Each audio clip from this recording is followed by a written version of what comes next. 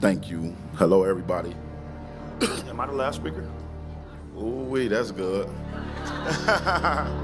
I'm gonna take y'all back a little bit to Battle Creek history. I heard a few of the speakers tonight say they migrated here, came from different places. Let's go back to 1980. My uncle Donald Sherrod was the first black mayor of Battle Creek. Yep. 1980 is also the same year that I moved to Battle Creek from Kalamazoo. I was born in Kalamazoo in 1975. My family moved here in 1980. We moved to Carl Terrace. At the time, Carl Terrace was mostly low-income housing, roaches everywhere. We used my mother's address in Washington Heights. The next year, 1980, later that year, we relocated to Level Park. I don't know how many people in the room is familiar with the Level Park community, but it was mostly all white in 1980. The same year, a cross was burned in my uncle's front lawn while he was the mayor of this city. He had voted against some police abuse, and they burned a cross in his yard. This was the same year that I started first grade at Level Park. On my first day of school at Level Park, no kids would sit down with me. I had no idea what racism was. I didn't understand the dynamic of racism. Our parents hadn't taught us to be racist. I didn't know that I was a nigger. I'd never heard that. Nobody had ever called me the N-word. My first day of school, nobody would sit with me. I didn't understand it until one of the kids said, "We won't sit with a nigger." One child in that first grade class named Chuck Orr came and sat next to me and said, his exact words were, "I'll be your friend." Everybody else in the class finally filed down and sat down from that one demonstration, right? So maybe later on in that same week, we woke up to KKK sprayed in the driveway, sprayed on our garage. My parents had a housewarming. The purpose for my parents moving to Level Park was my father had got a job at Eaton's, my mother had got a job at Upjohn's. They wanted to move close to the back roads to Kalamazoo. One of our uncles came and knocked on the wrong door for our housewarming party. Maybe a week or two after we had moved there. We didn't know anybody in the neighborhood. We hadn't combed and serviced the neighborhood, nothing. Somebody answered the door and told my Uncle Norman, "Don't no coons live around here." Now, I'm a child. These are the words that I'm learning, right? My first tryouts, I'm speaking from a bulletin angle so I don't get too emotional with you guys. So I'm just remembering a few things that happened to me in my childhood, excuse me, from these 5 years that we lived in this neighborhood. My first after-school tryouts for a sport was floor hockey at Level Park.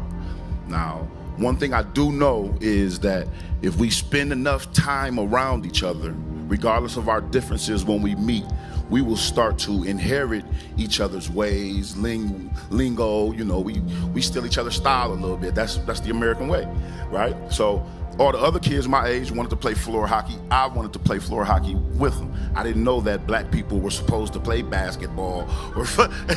I didn't know these ugly cultural rules that existed in America at the time, right? So I was rejected from playing floor hockey. I never tried to play it again. The majority of our neighbors' parents would, once they seen their kids out in the front yards or in the neighborhood playing with us, I literally spent the first 4 years of my childhood education watching little kids get dragged away from me. I didn't know they didn't want their kids playing. I didn't know what I could do to them by, playing with them and having fun, but I guess obviously this was something not allowed. You can't play with the little black kids. We had a family that lived across the street from us, the Robertsons. I don't know if anybody knows Mr. Robertson. He was a teacher at Northwestern, math teacher at Northwestern. Does anybody know Mr. Robertson in here? He was a math teacher. They lived directly across the street from us. Back then they called us latchkey kids. My parents worked so much that no one was at home when I came home from school. Mr. Robinson's wife used to notice this, and she would invite me and my sister sometimes into her house, and it was amazing. This was my first exposure to a different culture. She baked cakes and cupcakes and We watched Brady Bunch and like, this was normal to me. So when I, ended up in the hood later on in life, and I like Brady Bunch and different they like, "Would you watch this, bro?" Like, yeah, man, I used to watch this every day after school. So we had a storm. It was a huge storm one time in the front tree in our front yard. This is my daughter and my grandson. By the way, I don't think they've ever heard most of these stories. It was a huge storm and a tree fell on the front of our house, right? We woke up in the morning, we couldn't get out. They had barricaded the doors. After about an hour or two, we heard a chainsaw outside. It was Mr. Robinson, the math teacher from Northwestern, with a chainsaw cutting us out of our house. His wife tried to help, but my father finally climbed out the house and told her he got it from there, and they got us out of the house. In my 4th grade school year, I had a teacher named Mrs. Campbell who repeatedly taught me that I was a nigger. Over and over and over again. When I raised my hand in class, no niggers can't answer. When there was a school field trip or a school fundraiser, no niggers can't participate in this. No, this, and that. Now, the culmination of all of these different events in my life from 1st to 4th grade have been things that I've spoken on many times. I've talked to people about it, and I've had dialogue and conversations about the levels of racism that existed in Battle Creek that we thought had been tucked away by then. It was the 80s, right? But the thing that stands out in my mind the most is the neighbors who wouldn't let us play with their kids. I don't remember their names. Most of the racism that I dealt with in school, I don't remember those people's names. I had a school bus driver on a yellow school bus. I have a stained in my brain memory standing at the bus. He wouldn't let me get on the yellow school bus. Always would leave me, right? I don't remember his name. I remember Chuck Orr's name.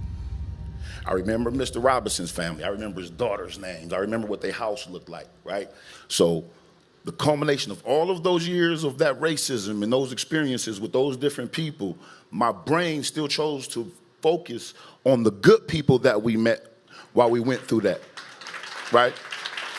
I don't remember the bad people. It didn't make me grow up and hate white people. It didn't make me grow up and hate anybody. It made me understand a different perspective. So when I had my homies in the hood that used to be like, "Oh, all white people hate us," I was the one that was able to say, "No, all of them don't hate us. Mr. Robinson this, Chuck that, this, that." So out of all of those experiences, the best thing stood out in my mind and my heart and my spirit, which has led to me trying to reach out to everybody I can possibly meet, a lot of them in this room, and let people know that even though we're different, even though you might look at someone and you might see that stereotype that's been planted in your head, you can fight through that and find the good in that person, which is what we're trying to do tonight. Thank y'all.